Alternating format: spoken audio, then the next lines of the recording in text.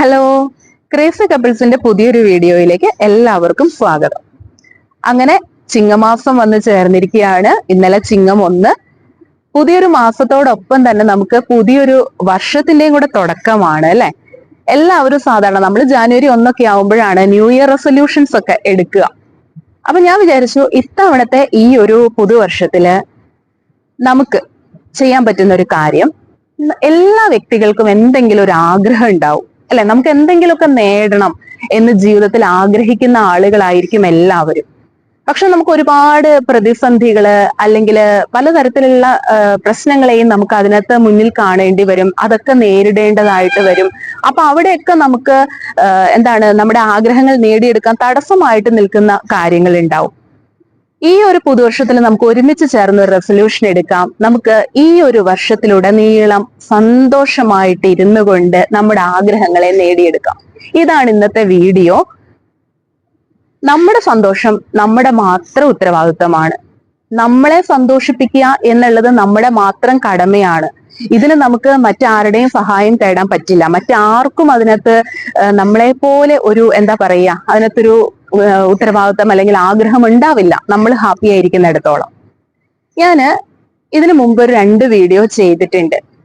മറ്റൊന്നുമല്ല, 2 വർഷങ്ങൾക്ക് മുമ്പ് വരെ ഇങ്ങനെയുള്ള ആളൊന്നും ആയിരുന്നില്ല ഞാൻ. ചെറിയ ചെറിയ കാര്യങ്ങൾക്ക് പോലും ഡെസ്പായിട്ട് അല്ലെങ്കിൽ വിഷമിച്ചിരുന്ന ഒരാളായിരുന്നു ഞാനും.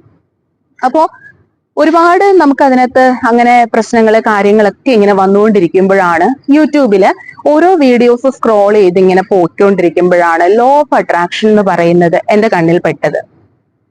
അപ്പോ എന്താണ് ലോ ഓഫ് അട്രാക്ഷൻ? ഇപ്പൊ പുതിയതായിട്ട് ഈ ഒരു വാക്ക്, എന്നെ പോലെ അന്ന് ഞാനിത് പുതിയതായിട്ട് കേൾക്കുന്ന ഒരു കാര്യമായിരുന്നു. അതുപോലെ ഇപ്പൊ ആരെങ്കിലും ഇത് പുതിയതായിട്ട് ഈ ഒരു വാക്ക് കേൾക്കുന്നുണ്ടെങ്കിൽ അവർക്കായിട്ട് ഞാൻ പറയാം, ലോ ഓഫ് അട്രാക്ഷൻ എന്ന് പറയുന്നത് നമ്മുടെ ചിന്തകളിലൂടെ പ്രവർത്തിക്കുന്ന ഒരു നിയമമാണ്. നമ്മുടെ ചിന്തകളിലൂടെയാണ് അത് വർക്ക് ചെയ്യുന്നത്.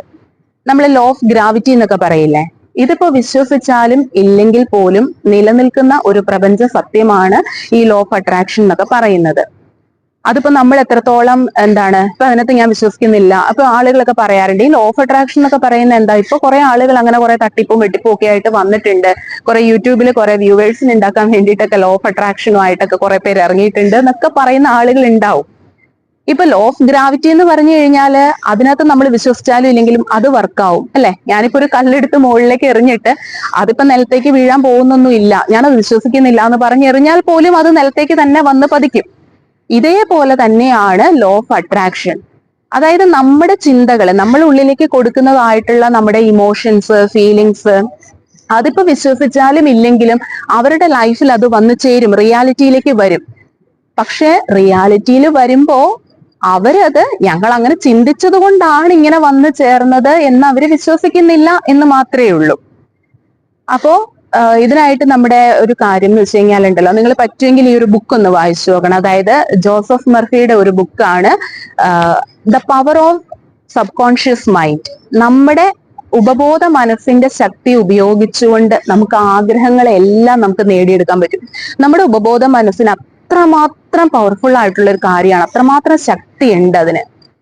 അപ്പൊ ഞാൻ കൂടുതൽ അതിനെ പറ്റി പറയുന്നില്ല. അപ്പൊ പറയുന്നത് നമുക്ക് എങ്ങനെയാണ് നമ്മുടെ ആഗ്രഹങ്ങളെ സന്തോഷം കൊണ്ട്, സന്തോഷമായിട്ട് ഇരുന്നു കൊണ്ട് നേടിയെടുക്കാൻ പറ്റുക എന്നുള്ളതാണ് പറയാ. അപ്പൊ അതിൽ ഒന്നാമത്തെ കാര്യം ഉണ്ടല്ലോ, നിങ്ങൾ ചെയ്യേണ്ടത്, ജീവിതത്തിൽ വിജയിക്കാൻ ആഗ്രഹിക്കുന്നവരാണോ നിങ്ങൾ, ഒരാഗ്രഹം നേടിയെടുക്കാനുള്ള ഒരു ഒരു മനസ്സ് നിങ്ങൾക്കുണ്ടോ, നിങ്ങൾ ലിസ്റ്റ് ഔട്ട് ചെയ്യുക. നിങ്ങൾ ഇന്ന് തന്നെ ഒരു ബുക്കിൽ നിങ്ങളുടെ ആഗ്രഹങ്ങൾ നിങ്ങൾ എഴുതി വെക്കുക. എഴുതി വെക്കുന്നത് എന്തും യാഥാർത്ഥ്യമായി തീരുന്ന ഒരു മിറാക്കിളിനെ കുറിച്ചാണ് ഞാൻ പറയുന്നത്. അതുകൊണ്ട് തന്നെ നിങ്ങൾ ഒരു ബുക്കിൽ നിങ്ങളുടെ ആഗ്രഹങ്ങൾ ആദ്യം എഴുതുമ്പോൾ ചെറിയ ചെറിയ ആഗ്രഹങ്ങളൊക്കെ നിങ്ങൾ എഴുതി വെക്കുക കേട്ടോ.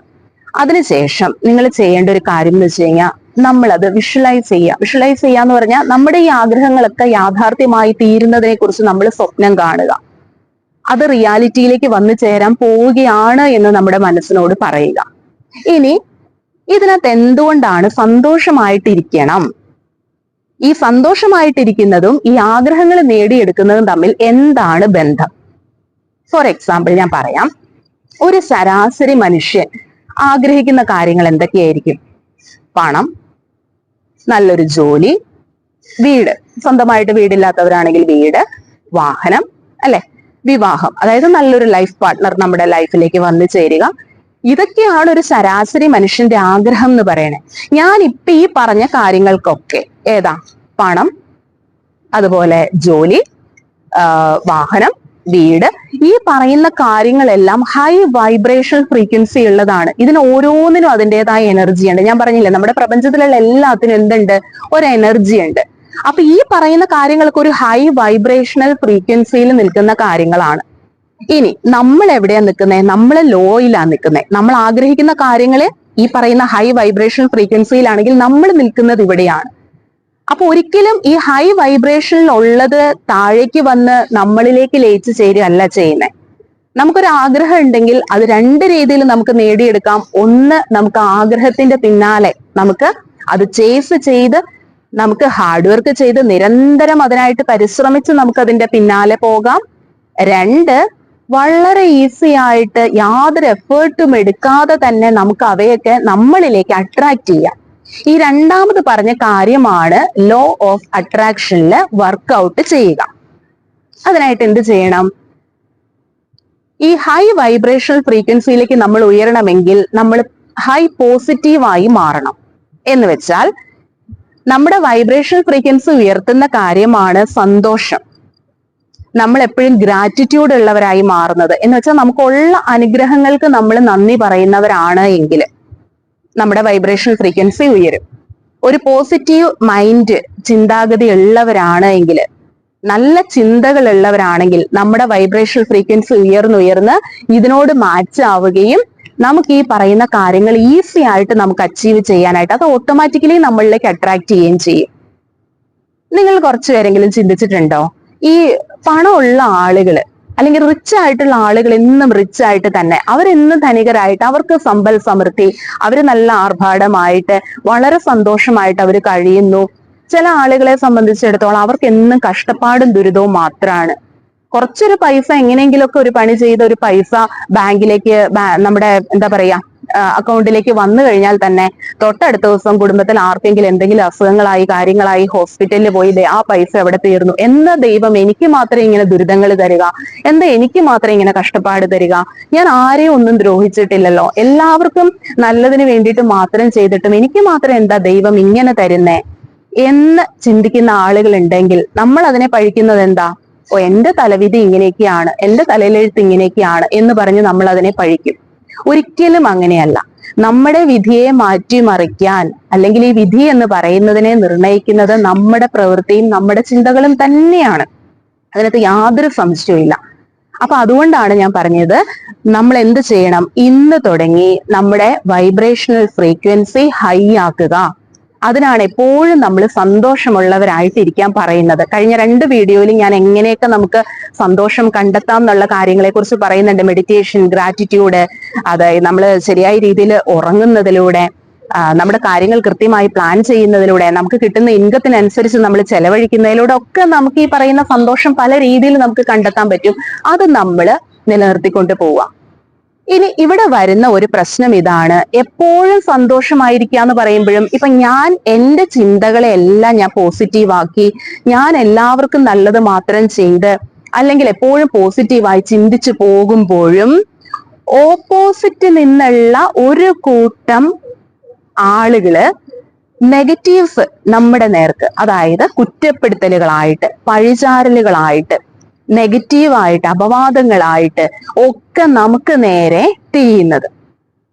അപ്പോൾ എങ്ങനെയാണ് നമുക്ക് സന്തോഷമായിട്ടിരിക്കാൻ സാധിക്കുക? അപ്പൊ ഞാൻ ഒരാൾ മാത്രം ഹാപ്പി ആയിട്ടിരുന്നാൽ പോലും എനിക്ക് ചുറ്റുമുള്ള സമൂഹം, ചുറ്റുമുള്ളതെന്ന് പറയുമ്പോൾ അതിനകത്ത് നമ്മുടെ ബന്ധുക്കള്, നമ്മുടെ സുഹൃത്തുക്കള്, അല്ലെങ്കിൽ അയൽവക്കക്കാര്, ഇങ്ങനെയൊക്കെയുള്ള ആളുകള് ഇതുപോലെയുള്ള കുറ്റപ്പെടുത്തലുകളും നമ്മളെ തളർത്തുന്ന രീതിയിലുള്ള വാക്കുകളും കാര്യങ്ങളും ഒക്കെ പറയുമ്പോൾ നമുക്ക് എങ്ങനെയാണ് ഉയരാൻ സാധിക്കുക?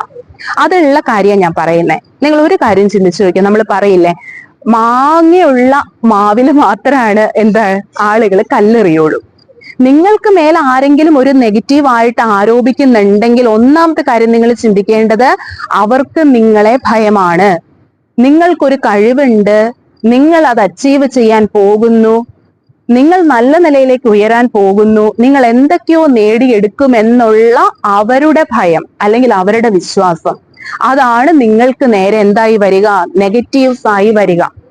എപ്പോഴും നമ്മൾ ഗ്രോത്ത് ഉണ്ടാവണമെങ്കിൽ ഒരു പരിധിവരെ ഈ നെഗറ്റീവ്സ് വരും. അപ്പൊ എന്താ ചെയ്യേണ്ടത്? അങ്ങനെ വരുമ്പോൾ അതിനെ നമ്മൾ ഒരു പോസിറ്റീവ് ഊർജ്ജമാക്കി മാറ്റുക. കാരണം നിങ്ങളിൽ ആ കഴിവുണ്ട് എന്നതുകൊണ്ടാണ് അവര് നിങ്ങളെ കുറ്റപ്പെടുത്തുന്നത്, നിങ്ങളെ തളർത്താൻ ശ്രമിക്കുന്നത്. നിങ്ങൾ അത് നേടിയെടുക്കുന്ന അവർക്ക് വിശ്വാസമുണ്ട്, പിന്നെന്താ നമുക്കില്ലാതെ? അപ്പൊ ആ വിശ്വാസത്തെ നമ്മൾ എന്ത് ചെയ്യുക, അതൊരു പോസിറ്റീവ് ഊർജ്ജമാക്കി മാറ്റുക എന്നുള്ളതാണ് എനിക്ക് നിങ്ങളുടെ അടുത്ത് പറയാനായിട്ടുള്ളത് കേട്ടോ. ഇപ്പൊ നമ്മള് റോഡിലൂടെയൊക്കെ നടന്നു പോകുമ്പോ ഭിക്ഷ യാചിക്കുന്ന ആളുകളില്ലേ, കൊടുക്കണം എന്നുള്ളവര് കൊടുക്കും അല്ലെ, ഇല്ലാത്തവർ അത് മൈൻഡ് ചെയ്യാതെ പോകും. അല്ലാതെ ഏതെങ്കിലും ഒരു ഭിക്ഷക്കാരനെ ഇന്ന് വരെ ആരെങ്കിലും റോഡിൽ നിന്ന് ഉപദേശിച്ചത് നിങ്ങൾ കേട്ടിട്ടുണ്ടോ? നിങ്ങൾ എന്താ ഇങ്ങനെയായി പോയത്, നിങ്ങൾക്ക് കുറച്ചുകൂടെ നല്ല എന്തെങ്കിലുമൊക്കെ പണി ചെയ്ത് നിങ്ങൾക്ക് ജീവിച്ചുകൂടെ, ഇങ്ങനെ തെണ്ടി നടക്കേണ്ട കാര്യമുണ്ടോ എന്നൊക്കെ ചോദിച്ചാൽ ആരെങ്കിലും ഒരു ഭിക്ഷാടകനെ ഉപദേശിച്ച ചരിത്രമുണ്ടോ? അവർക്ക് നേരെ കുറ്റപ്പെടുത്തലുകളോ പഴിചാരലുകളോ ആരെങ്കിലും നടത്തുന്നുണ്ടോ? ഇല്ല, അവരൊന്നും മൈൻഡ് ചെയ്യുന്നില്ല.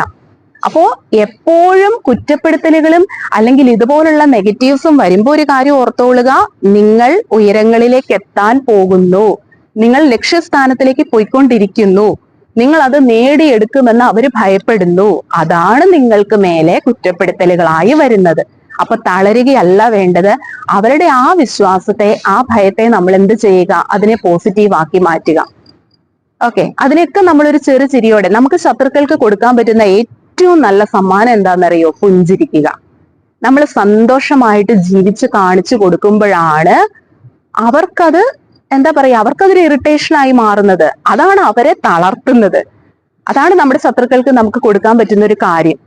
അവർക്ക് അങ്ങനെ ഒരു മാറ്റം നമുക്ക് നമ്മുടെ പ്രവൃത്തിയിലൂടെ നമുക്ക് കൊണ്ടുവരാനായിട്ട് സാധിക്കും. അപ്പൊ ഒന്നാമത്തെ കാര്യം ഇപ്പൊ മനസ്സിലായല്ലോ, നമ്മൾക്ക് ആഗ്രഹങ്ങൾ നേടിയെടുക്കണമെങ്കിൽ എന്ത് വേണം?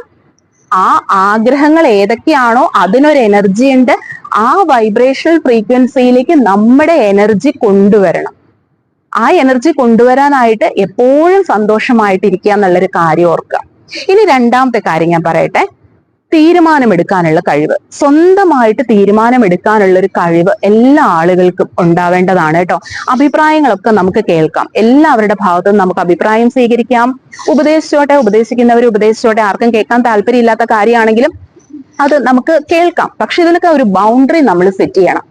നമ്മളുടെ മനസ്സിൽ തന്നെ നമ്മളൊരു ബൗണ്ടറി അതിനായിട്ട് സെറ്റ് ചെയ്യണം. അവിടം വരെ നമുക്ക് അതൊക്കെ കേൾക്കാം, പക്ഷെ final decision is yours, it's up to U.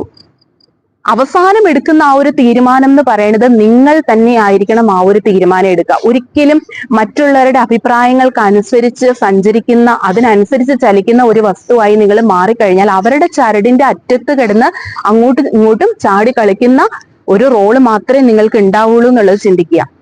ഇപ്പൊ എത്രയോ ആളുകളുണ്ട്. ഇപ്പൊ ഒരു എക്സാമ്പിൾ പറയാം. ഇപ്പൊ ഒരു കുട്ടിയെ സംബന്ധിച്ചിടത്തോളം അവന് പുറമേ പോയി ജോലി ചെയ്യണം, പുറനാട്ടിൽ പോകണം, അതായത് അബ്രോഡ് പോകണം എന്നുള്ള ആഗ്രഹമുള്ളവരാണ്. പക്ഷെ വീട്ടുകാരൊക്കെ പറയുന്നു വേണ്ട, ഇവിടെ മതി, ഇവിടെ ജോലി ചെയ്താൽ മതി. അത് എന്തെങ്കിലും കാരണത്തെ കൊണ്ടായിരിക്കാം, ഒരു പക്ഷെ ആയിക്കോട്ടെ. പക്ഷെ അങ്ങനെ പറയുമ്പോഴും ഇവിടെ ഒരു ജോലിയിൽ കയറി ഒരു 30,000 രൂപ മാസം ശമ്പളം വാങ്ങിക്കൊണ്ടിരിക്കുമ്പോഴും ആ വ്യക്തിയെ സംബന്ധിച്ച് അയാളുടെ ലക്ഷ്യം അയാൾ നേടിയിട്ടില്ല. അയാളെ സംബന്ധിച്ചിടത്തോളം അയാളുടെ സന്തോഷം എന്ന് പറയുന്നത് മാസം ഒരു 2-3 ലക്ഷം രൂപ സമ്പാദിച്ച് കുറച്ചു കാലം അങ്ങനെ ജോലി ചെയ്ത് നാട്ടിൽ വന്ന് ഒരു വീടൊക്കെ വെച്ച് ആ ഒരു ലെവലിലേക്ക് ഉയരുക എന്നുള്ളതാണ്. പക്ഷെ പലരുടെയും അഭിപ്രായങ്ങളും പ്രഷറും അല്ലെങ്കിൽ ഈ ഒരു വ്യക്തിക്ക് പുറത്തേക്ക് പോകാനുള്ള ഒരു ചാൻസ് നിഷേധിച്ചുകൊണ്ടൊക്കെ ആളുകൾ അതിലേക്ക് ഇടപെടുമ്പോൾ ഒരു കാര്യം ചിന്തിക്കേണ്ടത്, മറ്റുള്ള ആളുകള് നമുക്ക് ആരെയും മാറ്റിയെടുക്കാൻ പറ്റില്ല. ഈ സ്വാധീനിക്കുന്നതും ഇൻഫ്ലുവൻസേഴ്സും അതുപോലെ ഇടപെടലും തമ്മിൽ ഒരുപാട് വ്യത്യാസമുണ്ട്. നമ്മൾ ഒരാളുടെ ലൈഫിൽ ഇടപെടുന്നതും ഒരാളെ സ്വാധീനിക്കുന്നതും രണ്ടും രണ്ടാ. സ്വാധീനിക്കുന്നത് പോസിറ്റീവാണ്, ഇടപെടുന്നത് നെഗറ്റീവാണ്. അപ്പൊ നിങ്ങൾ ഓരോരുത്തരും ചിന്തിച്ചു നോക്കൂ, നമ്മൾ മറ്റൊരാളുടെ ലൈഫില് അവരെ സ്വാധീനിക്കുന്നവരാണോ അതിൽ ഇടപെടുന്നവരാണോ? ഇടപെടുന്നവരാണെങ്കിൽ നമ്മൾ മാക്സിമം ഇന്ന് തന്നെ ആ ഒരു ജോലി ഉപേക്ഷിക്കുക. കാരണം ഓരോ വ്യക്തിക്കും അവരുടേതായ താല്പര്യങ്ങളുണ്ട്, അവരുടേതായ അഭിരുചികളുണ്ട്. യുണീക്കാണ് ഓരോ വ്യക്തികളും. എല്ലാം ഈശ്വരന്റെ സൃഷ്ടിയാണ്, പക്ഷെ ഓരോ വ്യക്തിയും എന്താണ്, യുണീക്കാണ് അല്ലെ. അപ്പൊ മറ്റുള്ളവരുടെ കാര്യങ്ങളിൽ നമുക്ക് അവരെ സ്വാധീനിക്കാം ഒരു പരിധി വരെ, പക്ഷെ ഒരിക്കലും അവരുടെ തീരുമാനങ്ങളിൽ ഇടപെടാത്ത ഒരു വ്യക്തികളായി മാറുക.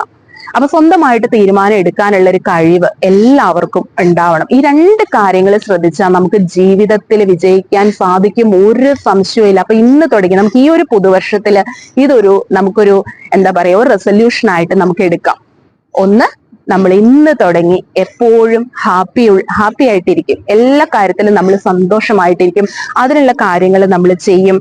സന്തോഷമായിട്ട് ഇരുന്നു കൊണ്ട് നമ്മൾ നമ്മുടെ എഴുതി വെച്ചിട്ടുള്ള ഓരോ ആഗ്രഹങ്ങളും നമ്മൾ സാധിക്കും. അതുപോലെ നമ്മുടെ ജീവിതം നമ്മുടേത് മാത്രമാണ്. നമ്മൾ എപ്പോഴും ജീവിതത്തിൽ ഒറ്റയ്ക്കാണെന്ന് അറിയാം. ഒരു പ്രശ്നം വന്നാൽ നേരിടാൻ നമ്മൾ ഒറ്റയ്ക്കേ ഉള്ളൂ, പറയുമ്പോൾ എല്ലാവരും കൂടെയുണ്ട്. ആ ജീവിതത്തിൽ നമ്മൾ തനിച്ചാണ്.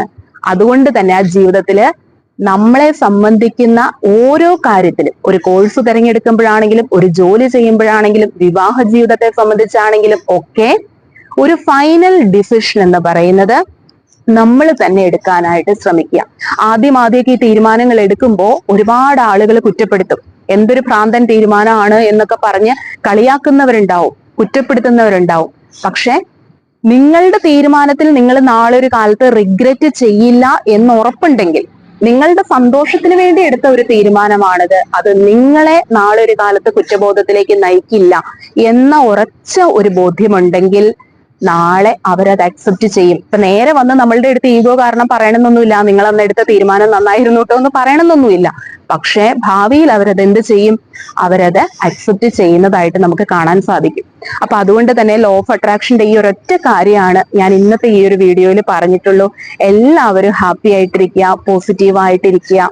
എല്ലാവർക്കും ഈ ഒരു വർഷം നല്ലൊരു എന്താ പറയാ, ഐശ്വര്യവും സമ്പൽ സമൃദ്ധിയും നിങ്ങളുടെ ആഗ്രഹങ്ങളെല്ലാം നേടിയെടുക്കാനായിട്ടും ഈ ഒരു വർഷം സാധിക്കട്ടെ എന്ന് ഞാൻ ആത്മാർത്ഥമായിട്ട് പ്രാർത്ഥിക്കുന്നു. അപ്പൊ നമുക്കിനി മറ്റൊരു വീഡിയോയുമായിട്ട് ഉടനെ തന്നെ കാണാം. ഓക്കെ, അപ്പൊ ഈ വീഡിയോ ഇഷ്ടപ്പെട്ടിട്ടുണ്ട് എങ്കിൽ എല്ലാവരും ഒന്ന് ലൈക്ക് ചെയ്ത് സപ്പോർട്ട് ചെയ്യുക. പിന്നെ ഒരുപാട് നമുക്ക് സന്തോഷമുള്ള ഒരു കാര്യമാണ്, ഞാൻ ഹൃദയത്തിൽ നിന്ന് നിങ്ങളുടെ അടുത്തൊരു നന്ദി പറയുകയാണ്. നമുക്ക് 1K സബ്സ്ക്രൈബേഴ്സ് ആയിട്ടുണ്ട്. പുതിയതായിട്ട് ഞങ്ങളുടെ ഫാമിലിയിലേക്ക് ജോയിൻ ചെയ്ത എല്ലാവർക്കും ഒരുപാട് സന്തോഷം, നന്ദി അറിയിച്ചുകൊള്ളുന്നു. അപ്പോ നമുക്ക് വീണ്ടും കാണാം. Thank you.